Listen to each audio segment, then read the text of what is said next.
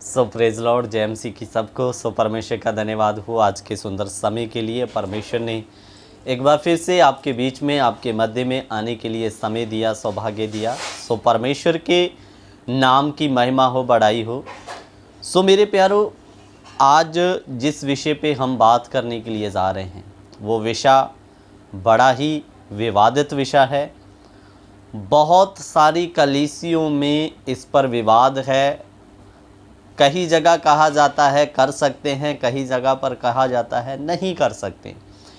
सो आज हम इसी विषय को बारीकी के साथ क्लियर करने के लिए जा रहे हैं।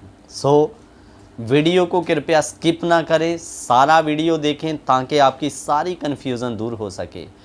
सो विषय को शुरू करने से पहले आप हमारे चैनल जाने वचन की सच्चाई को सब्सक्राइब कर लें, बेल के आइकॉन को दबा लें ताकि जब भी हम नया क्लास या नया विषय लेकर आएँ तो आप तक उसका नोटिफिकेशन आपको मिलता रहे।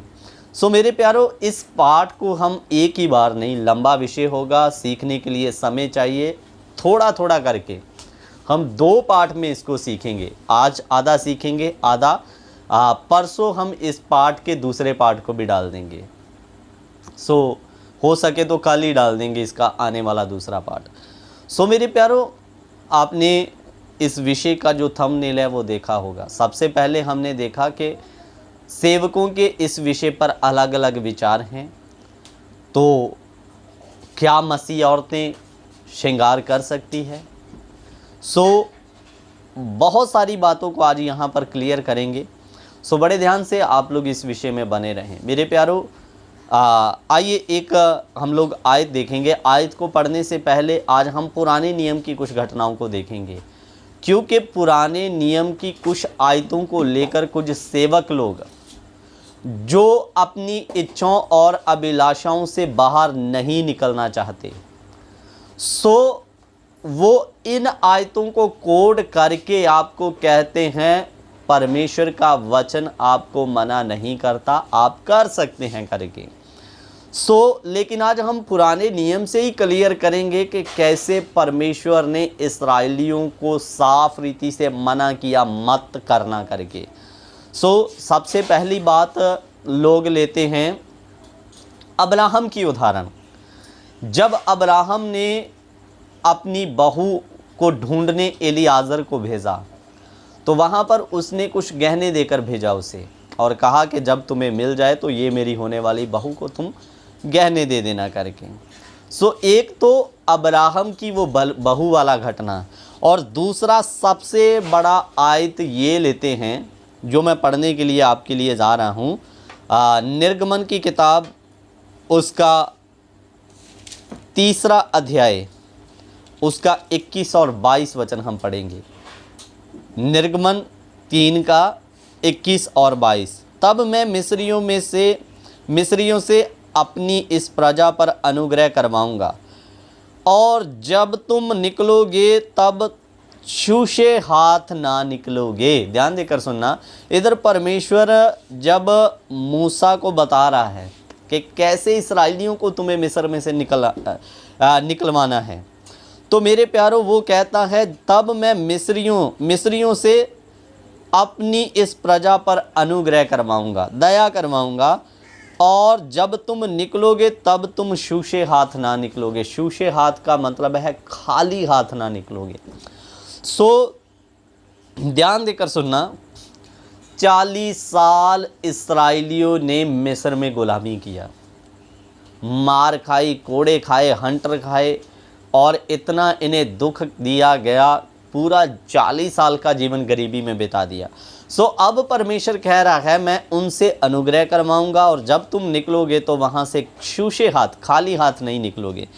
आगे क्या लिखा 22 वचन में, वरन तुम्हारी हर एक स्त्री अपनी पड़ोसिन और अपने अपने घर में रहने वाले से सोने और चांदी के गहने और वस्त्र मांग लेगी, और तुम उन्हें अपने बेटे और बेटियों को पहनाना। इस प्रकार तुम मिस्रियों को लूटोगे। मेरे प्यारो, परमेश्वर जानता है कि इन्होंने कितनी गरीबी झेला, वहाँ मार खाया, काम किया, तो भी जैसा इनको मजदूरी मिलना था नहीं मिला। परमेश्वर क्या कहता है, तो जब तुम वहाँ से निकलो तो तुम्हारी एक एक स्त्री अपने अपने पड़ोसन और उनके घरों में रहने वालों से सोने और चांदी के गहने और वस्त्र मांग लेगी और तुम अपने बेटे बेटियों को पहनाना। तो इधर इस आयत को दूसरे नंबर पर कोड किया जाता है कि देखो परमेश्वर खुद कह रहा है कि तुम वहाँ से गहने और वस्त्र मांग लेना और अपने बेटे और बेटियों को पहनाना। इधर में कहते हैं कि देखो परमेश्वर ने खुद बोला अपने अपने बेटियों और बेटियों को पहनाना। तो आज जब परमेश्वर बोल रहा है पहनाना, तो आज फास्टर क्यों मना करता है? ऐसे करके लोग आपको इन आयतों को कोड करके कुछ आप कर सकते हैं, सिखाते हैं। लेकिन मेरे प्यारों, ये बात सत्य है। मैंने आपको बताया कि इस्राएलियों ने कई सालों तक वहाँ गरीबी झेली, दुख उठाया। परमेश्वर नहीं चाहता था कि आने वाले दिनों में या रास्ते में इनको किसी किस्म की परेशानी हो सके, इनको मुश्किल आ सके। इसलिए परमेश्वर कहता तुम गहने लेना और अपने अपनी बेटियों को पहनाना। लेकिन आगे जाकर हम जब देखते हैं, परमेश्वर ने ये गहने दिए इनकी ज़रूरतों के लिए कि तुम खाली हाथ ना निकलना। लेकिन आगे चलकर जब हम इसी किताब में देखते हैं, इस्राएलियों ने अपनी ज़रूरत को पूरा ना करते हुए, अपने लिए इसे ना इस्तेमाल करते हुए, इस सोने और चांदी का कैसे गलत इस्तेमाल किया। मेरे प्यारों, आप पढ़ सकते हैं, मेरे साथ निकाल लीजिए निर्गमन 33 अध्याय, निर्गमन की किताब 33 अध्याय, और उसका पढ़ ले 33 का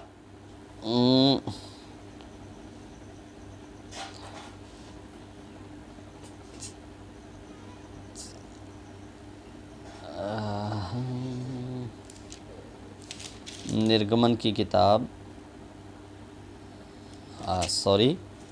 33 नहीं है, 32 है, ठीक है। तो इधर में आप पढ़ लीजिए 1 से। तब लोगों ने देखा कि मूसा को पर्वत से उतरने में विलंब हो रहा है। तब वह हारून के पास इकट्ठे होकर कहने लगे, अब हमारे लिए एक देवता बना जो हमारे आगे आगे चले, क्योंकि उस पुरुष मूसा को जो हमें मिस्र देश में से निकाल लाया हम नहीं जानते कि क्या हुआ। हारून ने उनसे कहा, तुम्हारी स्त्रियों और बेटे बेटियों के कानों में सोने और सोने की बालियां हैं, उन्हें उतारो और मेरे पास ले आओ। देखिए मेरे प्यारों, ये जो परमेश्वर ने इनकी ज़रूरत के अनुसार इनको कहा था कि तुमने इतने समय उधर में रहकर गुलामी किया, अब खाली हाथ मत निकलना, उधर से सोना चांदी साथ में लाओ ताकि तुम्हारी ज़रूरतें पूरी हो सके। लेकिन इन्होंने उस सोने का कैसे गलत दुरुपयोग किया, देखना ध्यान देकर। इधर में क्या कहता है, जब मूसा को 10 आज्ञा लाने में विलंब हुआ, देरी हुई, तो ये लोग हारून को कहने लगे वो तो आया नहीं, अब आप हमारे लिए एक देवता बनाओ। तो हारून ने क्या किया, इनको कहा जो तुम्हारी स्त्रियां और बेटियों ने गहने पहने हैं, बालियां जो गहने पहने हैं, मैं पढ़ देता हूं 2। हारून ने उनसे कहा तुम्हारी स्त्रियों और बेटियों के कानों में से सोने की और जो बालियां हैं उन्हें उतारो और मेरे पास ले आओ। तब सब लोगों ने उनके कानों से सोने की बालियों को उतारा और हारून के पास ले गए। इनको जो परमेश्वर ने सोना दिया था इनकी सुविधा के लिए, इन्होंने उन सोने को उतारा और उनसे हारून के द्वारा एक बछड़ा बना लिया। मेरे प्यारों, ये सबसे पहला और बड़ा मुख्य कारण है।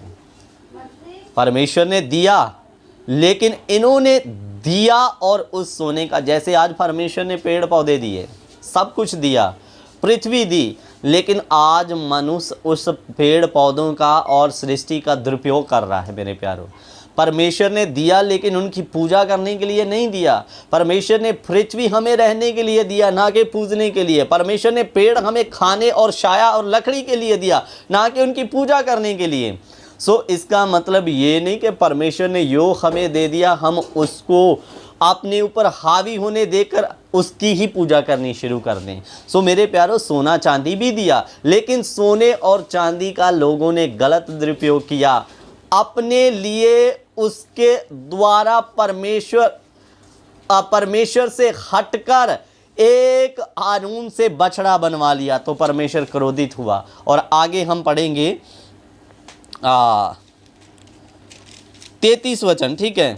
अब परमेश्वर का क्रोध इस पाप के कारण उनके ऊपर भड़का और क्या हुआ, फिर यहोवा ने मूसा से कहा, तू उन लाया के संग लेकर उस देश को जा, तू उन लोगों को जिन्हें मिस्र से छुड़ा लाया संग लेकर उस देश को जा जिसके विषय में मैंने अब्राहम, इसहाक, याकूब से शपथ खाकर कहा था मैं तुम्हारे वंश को दूंगा और मैं तेरे आगे आगे एक दूत भेजूंगा। इनकी इस गलती के कारण परमेश्वर पहले स्वयं चलता था, लेकिन अब क्या कहता है, मैं तेरे आगे आगे एक दूत भेजूंगा, मैं नहीं चलूंगा, दूत भेजूंगा। कनानी, हिमोरी, हित्ती, प्रिजी, हिब्बी, यबूसी लोगों को बरबस निकाल दूंगा और जो कनान में जातियां वास कर रही है उनको मैं उधर से निकाल दूंगा और तुम्हें यह देश दूंगा। तुम लोग उस देश में जाओ जिसमें दूध मधु की धाराएं बहती है, परंतु तुम हठीले हो, इस कारण मैं तुम्हारे बीच में से होकर ना चलूंगा, ऐसा ना हो कि मैं मार्ग में तुम्हारा अंत कर डालूं। इधर परमेश्वर कहता अब मैं तुम्हारे साथ नहीं चलूंगा, दूत भेजूंगा। तुमने जो गलती किया, गड़बड़ी किया, कहीं ऐसा ना हो कि उस गलती के कारण मैं गुस्से में आकर तुम्हारा मार्ग में अंत कर डालूं। इधर में आगे कहता, ये बुरा समाचार सुनकर वह लोग विलाप करने लगे और कोई अपने गहने पहने हुए ना रहा, क्योंकि यहोवा ने मूसा से कह दिया था, इस्राएलियों को मेरा ये वचन सुना, तुम लोग हठीले हो, यदि मैं पल भर के लिए तुम्हारे बीच में होकर चलूं तो तुम्हारा अंत कर डालूंगा। इसलिए अब अपने गहने अपने अंगों से उतार दो, कहीं ऐसा ना हो कि मैं तुम्हारा मार्ग में अंत कर डालूं। पहले परमेश्वर ने स्वयं दिया, अपनी बेटियों और बेटियों को पहनाओ, लेकिन उस सोने का दुरुपयोग करने के कारण मेरे प्यारो परमेश्वर अब कह रहा है, स्वयं कह रहा है, उतार डालो नहीं तो मैं तुम्हारा मार्ग में अंत कर डालूंगा। आगे सुनना, अपने गहने अपने अंगों से उतार दो ताकि मैं जानूं तुम्हारे साथ क्या करना है, तब मैं जानूंगा तुम्हें माफ कर रहा है या क्या करना है। इसलिए इस्राएली होरेब पर्वत से लेकर आगे को अपने गहने उतारे रहे। इससे पहले अब्राहम वाली घटना पहले है।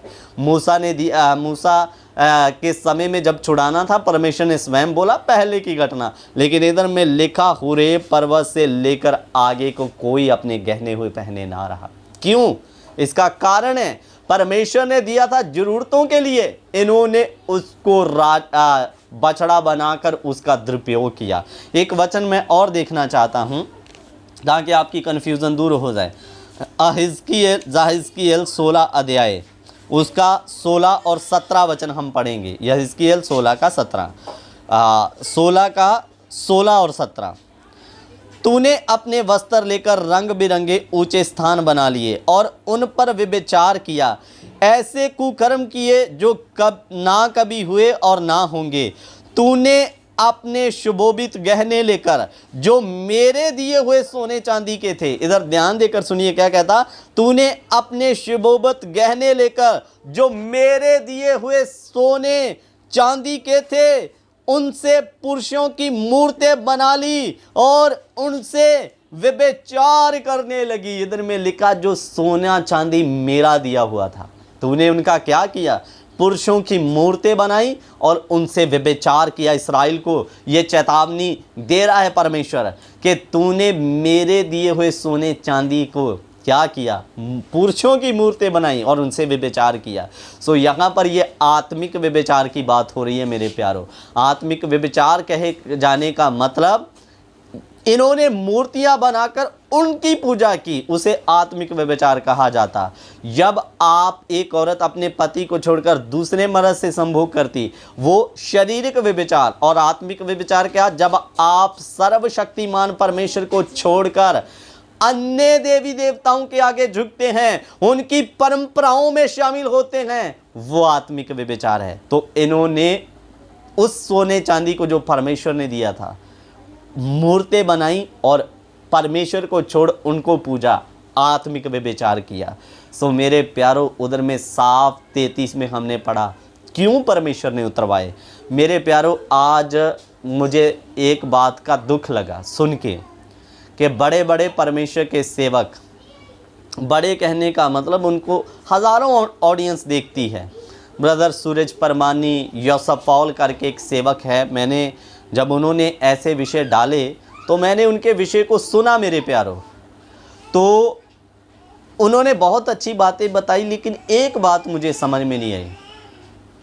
वो बात क्या थी कि उन्होंने बोला नहीं करना चाहिए।